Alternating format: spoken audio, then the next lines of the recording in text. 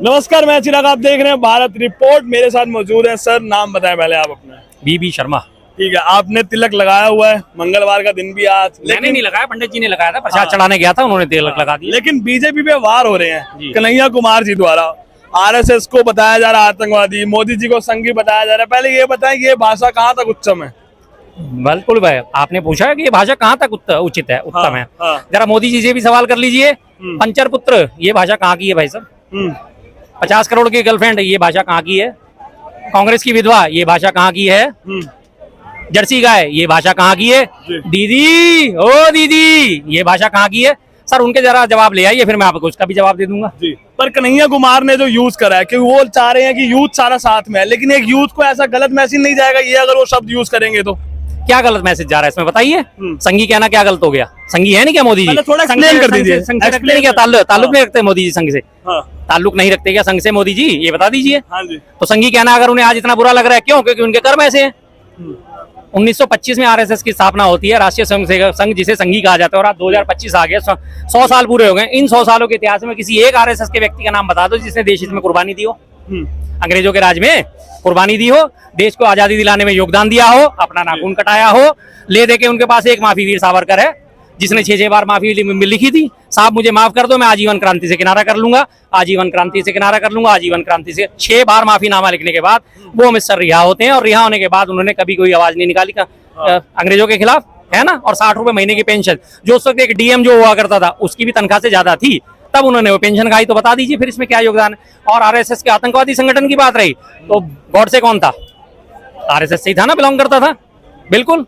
तो महात्मा गांधी जी की हत्या किसने करी? गॉडसे नहीं करी थी ना। फिर लेकिन एक के जरिए क्या पूरी उसको यूनियन को ही आप ऐसा कह देंगे? बिल्कुल ठीक बात, एक के जरिए पूरी यूनियन को ऐसा नहीं कह सकते ना। तो फिर किसी एक व्यक्ति को, मुसलमान ने अगर कोई गलत काम कर दिया, तो पूरी मुसलमान कम्युनिटी को गलत ठहराना कैसे जायज है सर?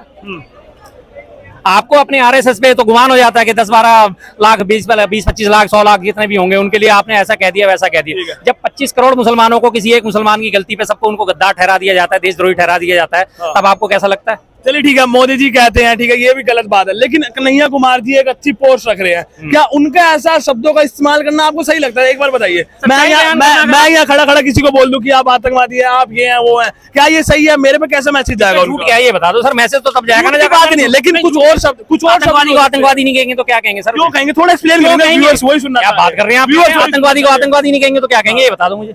उसका मुझे पर्यायवाची शब्द बता दीजिए। कैसे आतंकवादी? क्या आरएसएस वालों ने गोलियां चलवा दी, बम गिरा दिए? कहाँ चला? गोलियां जो महात्मा गांधी जी को मारी, ये क्या था? महात्मा गांधी वाला किस्सा लेके आएंगे आप? क्यों नहीं लेके आएंगे सर? उस टाइम कौन था आरएसएस में? कौन था ये उस टाइम? बोर्ड से कौन था? अभी कौन है? अभी कौन है? आरएसएस का था ना। फिर बता दीजिए अभी कौन है?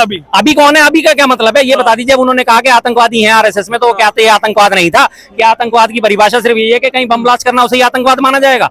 सिर्फ बम ब्लास्ट करना, गोली से आतंकवाद नहीं माना। यहाँ तक की सीमित रखी गई है आपने आतंकवादियों की, ये अगर करेंगे तो चाहे वो आर्थिक आतंकवाद हो, चाहे वो मानसिक आतंकवाद हो, चाहे वो इस तरह गोलियां चलाना आतंकवाद हो, हर चीज का आतंकवाद है। आतंकवाद ये भी है कि जब अटल बिहारी वाजपेयी जी की सरकार थी और वो जहाज में भर के बकायदा कंधार हाईजैक होता है, और कंधार हाईजैक के बाद वो 3 उग्रवादियों को, आतंकवादियों को छोड़ के आते हैं, बदले में मसूद को छोड़ के आते हैं, तो ये आतंकवाद नहीं है? ये आतंकवादी तो है, और क्या है ये? आतंकवादियों को छोड़ना आतंकवाद नहीं है? आतंकवादियों को पालन पोषण करना आतंकवाद नहीं है?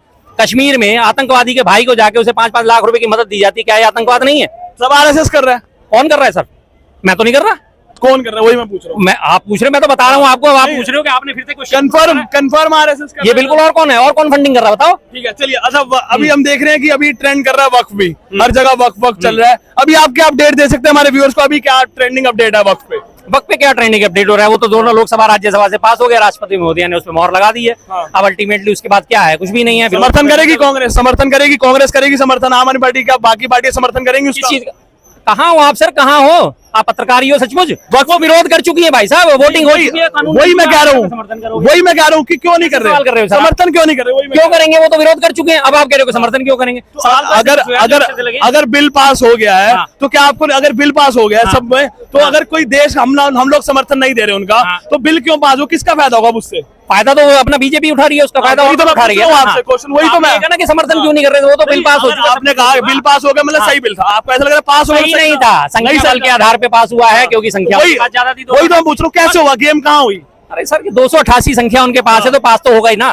उनके पास 288, हमारे पास 240 है, तो पास तो होना ही था। फालतू हो गए 50 बस। तो अब क्या करना चाहिए अब आपके हिसाब से? वैसे क्या करना चाहिए, क्या कर सकते हैं? कुछ भी नहीं। फिलहाल जो बेचारे लोग प्रदर्शन कर रहे हैं, धरना दे रहे हैं, सब कुछ कर रहे हैं, अल्टीमेटली क्या होगा? उनके घरों पे बुलडोजर चलाना शुरू हो जाएगा, उनको FIR जो नहीं है जेल में डालना शुरू कर दिया जाएगा। सरकार ने ये पास तो पसंद ही नहीं है। पास करते टाइम कहा था कि गरीब मुस्लिमों को इससे फायदा मिलेगा, आपको कहां तक लगता है मिलेगा फायदा? गरीब हिंदुओं के फायदे के बारे में क्यों नहीं सोच रहे सर? हाँ। मुस्लिमों के ऊपर आज आपको इतना प्यार आ रहा है कि उन्हीं की संपत्ति उन्हीं में उठे छीन के उनसे बांटोगे। तो भाई हिंदू भी तो गरीब हैं, उनको क्यों नहीं बांटते? हिंदू क्या गरीब नहीं है इस देश में? हिंदू सारे के सारे टाटा हो गए, बिरला हो गए, अंबानी हो गए, सारे हिंदू। आज 80 करोड़ लोगों को तुम मुफ्त में राशन दे रहे हो, इसका मतलब वो लोग गरीब है ना? गरीब है ना? एवरेज निकाली जाए तो 25 करोड़ मुसलमान है, तो 100 करोड़ हिंदू भी है ना इस देश में। बिल्कुल। फिर हिंदू भी तो गरीब है। हिंदुओं के बारे में आप क्यों नहीं सोचते? अगर आपने वास्तव में ये बात रखनी है, आपने दोनों पहलू में सोच रहा है, तो हिंदू भी गरीब है। चलिए, पद्मनाभर मंदिर है केरल का सबसे अमीर मंदिर माना जाता है देश में, 2 लाख करोड़ की संपत्ति तो अभी फिलहाल उसकी घोषित है। एक तहखाना उसका बंद है, उसमें कुछ नहीं भरोसा कि 1 लाख 2 लाख 3 लाख 4 लाख करोड़ कितना उसमें निकलता है। बाकी तमाम शिरडी मंदिर हुआ, तिरुपति मंदिर है, वो है, सारे के सारे साईं स्थानम मंदिर है, पुरी का मंदिर है, सारे के सारे करोड़ों में है।